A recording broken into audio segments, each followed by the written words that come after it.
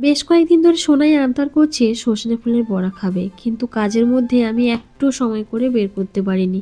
তাই আজকে সোমবার ছিল, ওর স্কুলে একটু ছুটি ছিল। তাই মা আমি ঘুম থেকেই উঠেছি 6টা 20-তে। ঘুম থেকেই উঠে একটা ঝুড়ি নিয়ে চললাম বাগানে।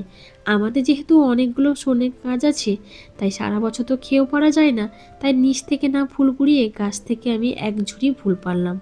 যেহেতু গাছগুলো ছোট ছোট, সোনাইয়ের তুলতে খুব সুবিধা হয়েছিল। তাই ফুলগুলোকে রেখে দিয়ে আমাদের দোতলা ছাদে গেলাম ঘরটাকে ভালো করে ঝাড়তে। অনেক দিন ধরে ঝুলে ভরা হয়েছিল।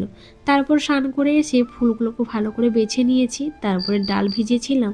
এরপর ডালটাকে ভালো করে শিলনোড়ায় বেটে নিচ্ছি। জানো, সোনাই হওয়ার পর থেকে এইসব জিনিস করতে আমার ভীষণ পছন্দ হয়। কারণ মেয়ে খেতে ভীষণ পছন্দ করে, তার জন্য কোনো কষ্ট হয় না। আগে কিন্তু বললে আমি একদমই না বলিতাম সোজাসাপটা ভাবে। তারপর ভালো করে বড়াগুলোকে ভেজে নিয়ে